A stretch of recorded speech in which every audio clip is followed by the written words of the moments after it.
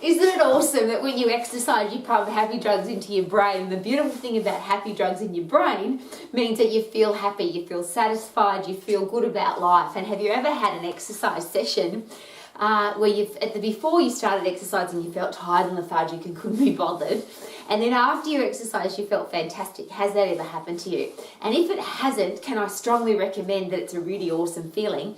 And I've never been high on drugs before, but I've spoken to people who have, and they've recommended or suggested that it's a wow feeling of euphoria, it's a feeling of satisfaction, it's a feeling of reward, and of course all of that comes from exercise. So the big question then is, what's the best exercise to do?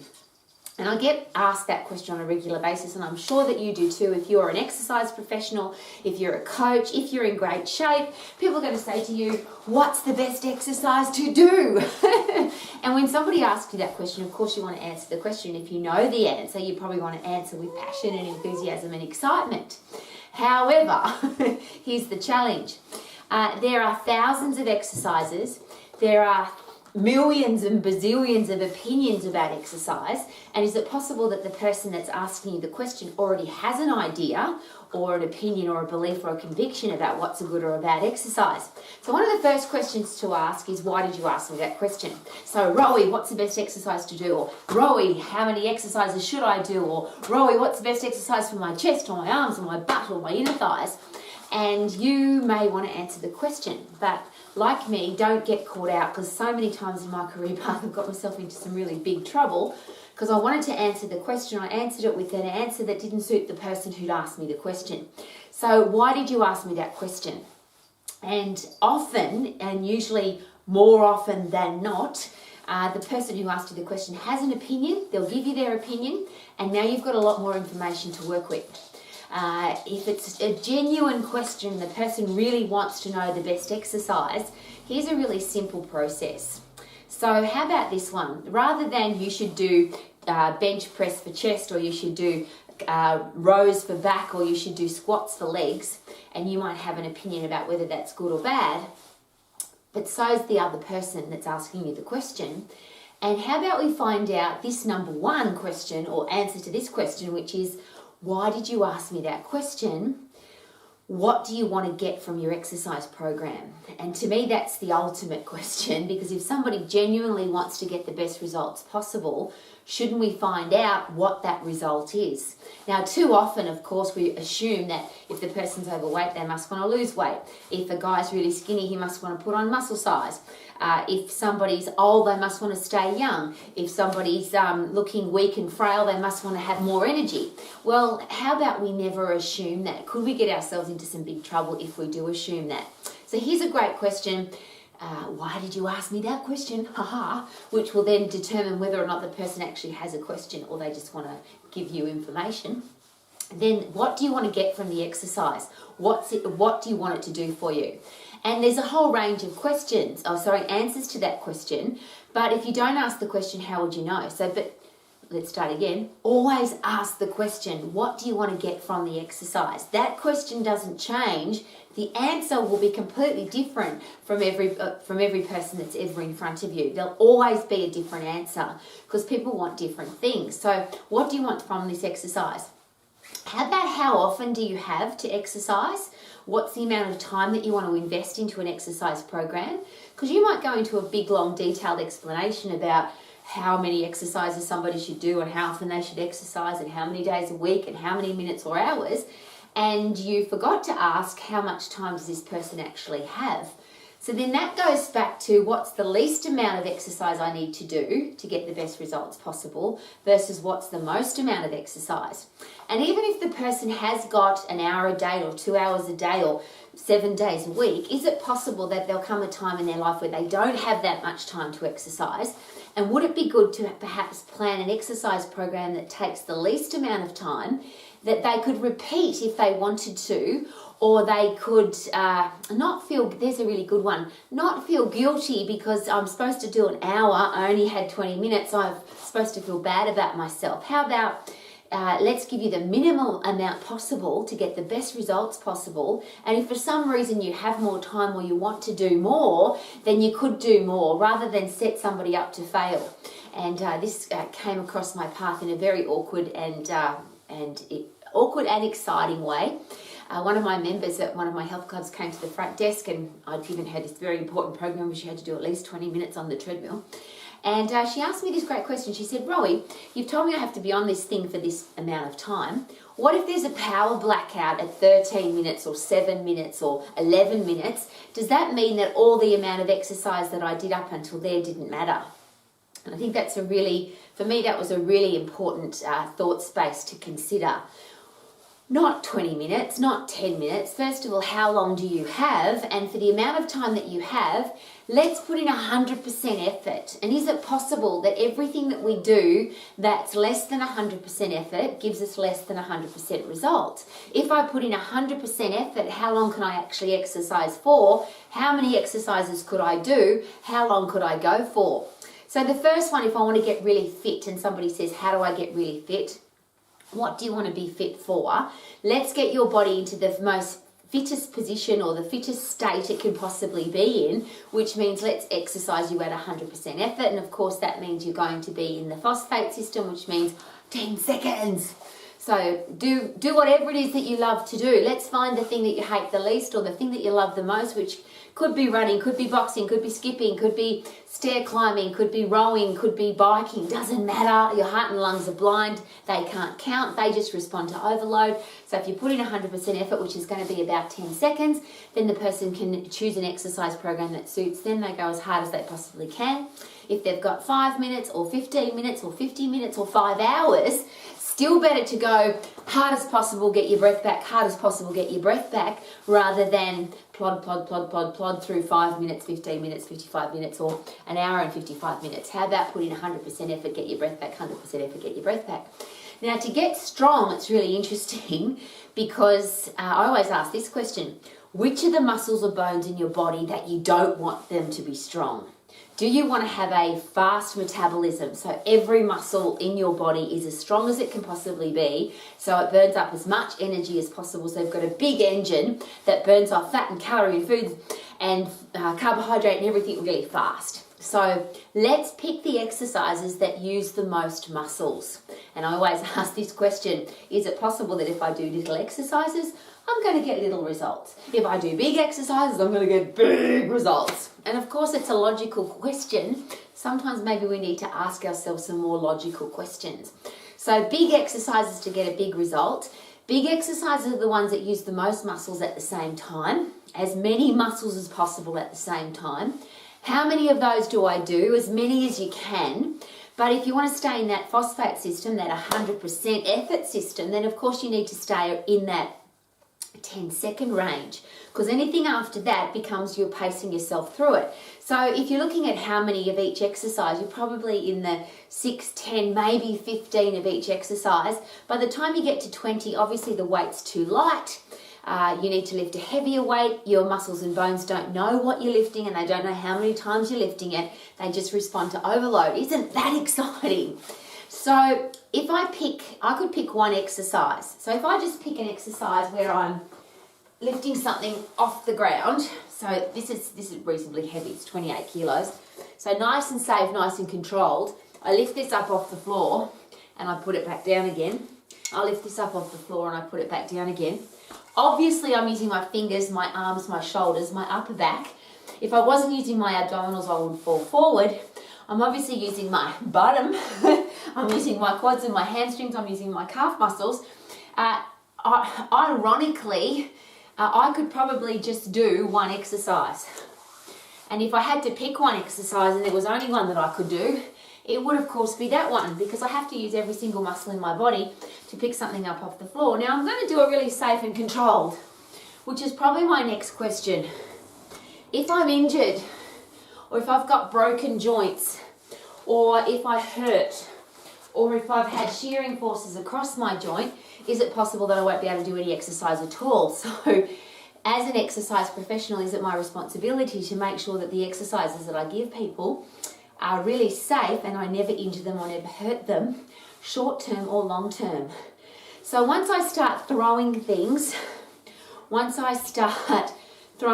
with rotation, Once I start doing an exercise that puts shearing forces across my joint, now the reason I've got my arm out in front of me is gravity comes down this way. If I put a pressure through across my joint down this way, I now have a joint that's got gravity across the joint, which means I'm going to have shearing forces across my joint, which means if I do this exercise, for example, I'm now going to have shearing forces across my elbow joint, which means I could get injured. I do the same with my leg. If I put my leg out here, very good for balance. But if I start, first of all, I'm never going to do an exercise. I'm never going to do anything in real life where I need to move a weight at the end of a long lever. Never going to do that. But if I'm in this position, I've now got gravity going across my knee joint, which means I could have shearing forces across my knee joint. Shearing forces, wearing away forces, breaking my joint forces. If I then do this and this, shearing and twisting, I'm going to break joints. And if I do that to my shoulder, my lower back, my hips, my knees, my elbows, I'm going to get injured, whether it's the first time I exercise or sometime in the future. So I'll ask this question as I always do. How would you feel if the first time you gave somebody an exercise to do, you gave them one of these, or one of these, or one of these, or one of these, and they already had an underlying condition. So they already had a lower back challenge from sitting all the time, or from doing a job where they're using they're already putting shearing forces and rotation forces through their lower back or through their knee or through their elbow. And the very first time they exercise with you, they hurt their elbow, hurt their lower back, hurt their knee. How would you feel if that happened to you as an exercise professional? And how is the poor person going to feel? If you've got a netballer, a cricketer, a rower, a swimmer, somebody that sits down all the time, somebody that has a construction job or a warehouse job where they're lifting things all the time, and I'll use this example again. If I'm in a warehouse and I have to pick a box up off the floor, I'm going to do it in a very controlled manner. I'm going to bend every joint at the same time. I'm going to keep the weight close to my body. I'm going to lift it, and if I have to put it down, I'm going to do that slowly.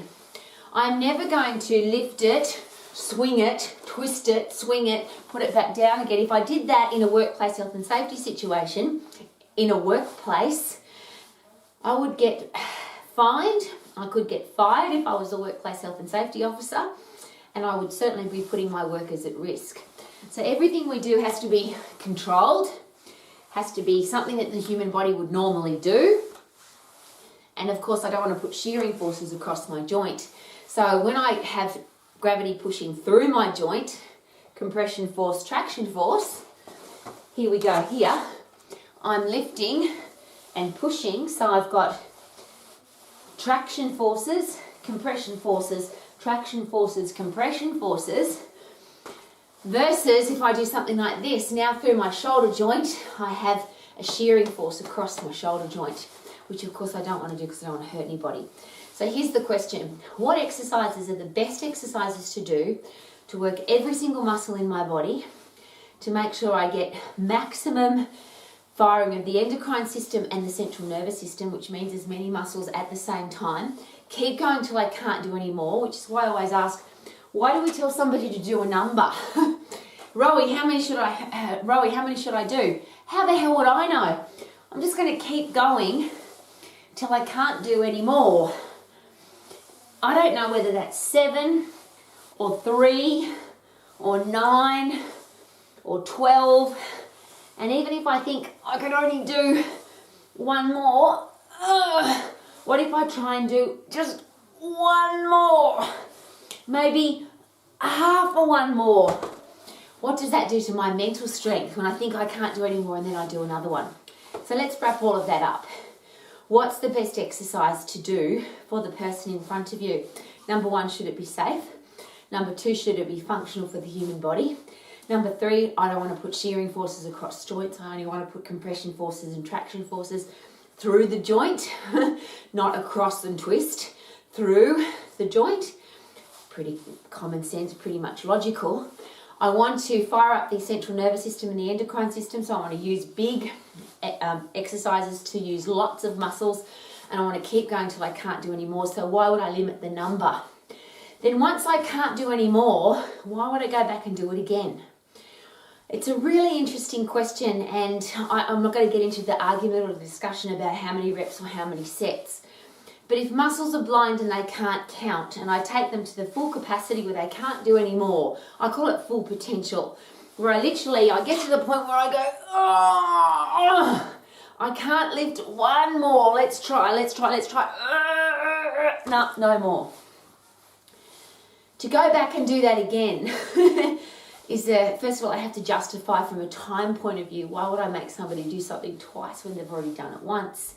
And unless I can do more than I did the first time, which means I didn't put in 100% effort the first time, why would I go and do it again? So it's pretty easy. Pick 1, 2 or 3 exercises, and of course the movement patterns of the human body would be pushing with the upper body, pulling with the upper body, and lowering your body down to the ground and coming back up again, which is why this particular exercise is such a doozy, because I'm using my arms and my shoulders and my upper back. Some people say to me, but Rowie, what about your chest? If you've ever had any kind of chest injury, and God forbid, I hope you never have one, but if you had any form of strain in your pectoralis major minor, you wouldn't be able to pick this up off the floor because you're still using your chest muscles. However, if you want to be an extra mile person, what if you picked a push exercise, a pull exercise, lower your body down to the ground, get back up again? 3 exercises. What if it worked? And we could argue about how many exercises you do, and we could argue about which are the best exercises. How about we don't argue? What if we could find the least amount of exercise to give you the very best results in the shortest period of time? I'll say that again. What is the least amount of exercise to give me the very best results in the shortest amount of time? And I'm currently in my home garage studio. I call it the anti-aging centre. The anti-depression, anti-aging centre. This is where Rowie hangs out when she's not outside. This is a simple process in here. Let's do some squats or lunges. Let's do some rows or some chin-ups to work the pulling muscles, and let's do some push-ups or some dips or some bench presses to work the pushing muscles of the upper body. So 3 sets of exercise takes about 3 minutes, and as I always have a joke, my washing machine is in here as well, and that's often when I do my strength training workout. When I'm waiting for the washing machine to spin, I do a really good set of heavy as possible, and usually I have 2 of these. So a good heavy set of squats or lunges, some chin-ups or some dumbbell rows, some push-ups, dips or bench presses, and takes about 3 minutes, and it's all over and done with. What are the best exercises to do? The ones that work. The ones that work in the shortest amount of time, that fire up the endocrine system, fire up, the central nervous system. Make sure that I'm using every single muscle in my body, every single joint, every single bone, everything gets moved, everything gets fired up. Then my body becomes strong, mentally and physically. Mentally and physically, wouldn't that be awesome? To be healthy, fit and strong, mentally and physically for the rest of my life. So if you don't want to get old and you don't want to be depressed and you want to have a body that is, are you ready? I love this is where I get really excited. A fat burning, calorie burning, food burning, sugar burning machine. A happy drug pumping machine so your brain's on fire and you feel fantastic. A body that fights germs, bugs, viruses and diseases because you've got a really strong immune system. A central nervous system that fires up with energy and enthusiasm for life. So if you've got a firing mechanism where everything fires up fast, obviously your whole body's going to be working better. And then as a woman, the really exciting one is your endocrine system. Well, if you're a bloke as well, wouldn't you want to be in control of your hormones? When you go hard, sprint, get puffed, you fire up your movement drugs of epinephrine, adrenaline, cortisol. When you lift really heavy, you're firing up human growth hormone and testosterone. I wish I was a bloke and I had more testosterone, so I could have bigger, stronger muscles, so I would have a faster metabolism. But as a woman, we don't have that capability. We don't have any testicles. So the tiny amount of testosterone that we have, we can use that to maintain our muscles for the rest of our life. So we literally have a happy, drug pumping, virus fighting, food and calorie burning, high performance machine that feels and looks good, anti-depression, anti-aging for the rest of our life. Wouldn't that be awesome? 3 exercises, once, maybe twice a week. Doesn't take very long, about 3 minutes.